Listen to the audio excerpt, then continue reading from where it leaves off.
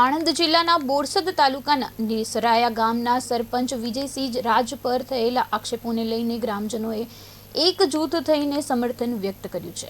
આજે મોટી સંખ્યામાં ગ્રામજનો બોરસદ તાલુકા પંચાયત કચેરી ખાતે પહોંચ્યા હતા અને સરપંચના સમર્થનમાં આવેદનપત્ર આપી તેમના વિરુદ્ધ કરવામાં આવેલા આક્ષેપોની નિષ્પક્ષ અને તટસ્થ તપાસ કરવાની માંગ કરી હતી।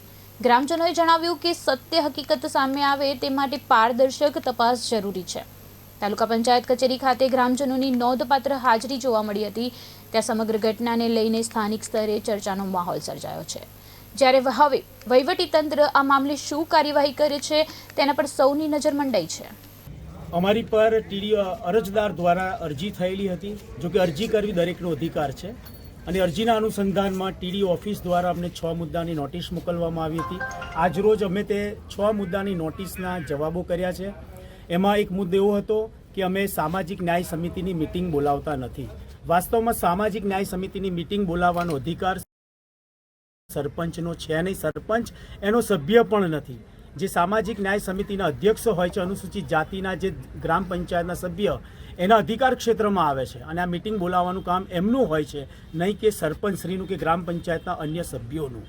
એટલે અમે પહેલો એ જવાબ પણ અમે પૂર્ણ કર્યો છે। બીજો પ્રશ્ન અમારી પર એક એવો આક્ષેપ હતો કે નિસરાયાની એક ધર્મશાળા હતું, જે ધર્મશાળા વિજયસિંહ આજ રોજ તમારો જવાબ આપવા આવ્યા છો, શું કહેશો?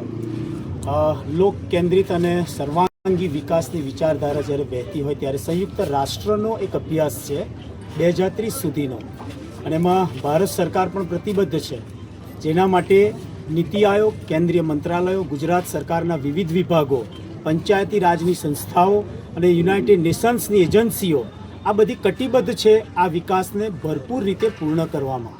અને અત્યારે 9 થીમ ઉપર જીપીડીપી જેને કહી શકાય, ગ્રામ પંચાયત વિકાસ ડેવલપમેન્ટ પ્લાન અનુસાર આ 9 થીમ ઉપર નિસરાય ગ્રામ પંચાયત છેલ્લા 2 વર્ષથી કામ કરી રહી છે, જેની અંદર માળખાકીય સુવિધાઓ, ગરીબી મુક્ત સ્વચ્છ ગામ, સ્વસ્થ ગામ અને જ્યાં ગરીબો માટે રોજગારની વ્યવસ્થા કરવાની હોય તે બાળ મૈત્રીપૂર્ણ, મહિલા મૈત્રીપૂર્ણ વિભાગો, જેની અંદર મહિલાઓને સશક્તિકરણ। અમારી પર ટીડી અરજદાર દ્વારા અરજી થયેલી હતી। જો કે અરજી કરવી દરેકનો અધિકાર છે અને અરજીના અનુસંધાનમાં ટીડી ઓફિસ દ્વારા અમને 6 મુદ્દાની નોટિસ મોકલવામાં આવી હતી।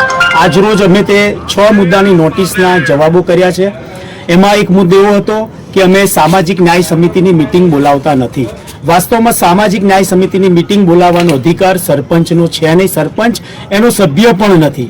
જે સામાજિક ન્યાય સમિતિના અધ્યક્ષ હોય છે, અનુસૂચિત જાતિના જે ગ્રામ પંચાયતના સભ્ય એના અધિકાર ક્ષેત્રમાં આવે છે અને આ મિટિંગ બોલાવવાનું કામ એમનું હોય છે, નહીં કે સરપંચશ્રીનું કે ગ્રામ પંચાયતના અન્ય સભ્યોનું।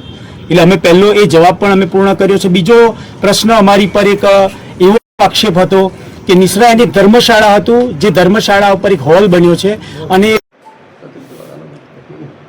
જી સાહેબ, આજ રોજ નિસરાયા ગામના સરપંચ દ્વારા જે અગાઉ એમના પર આક્ષેપ થયા હતા એના અકોર્ડિંગ જે જવાબો આવ્યા છે, શું કહેશો આવે છે? અગાઉ અરજદારની અરજીનો તપાસ કરવામાં આવેલી, એમાં જે તપાસનો તથ્ય જાણે આવ્યા એ મુજબ સરપંચનો નોટિસ આપવામાં આવેલી હતી।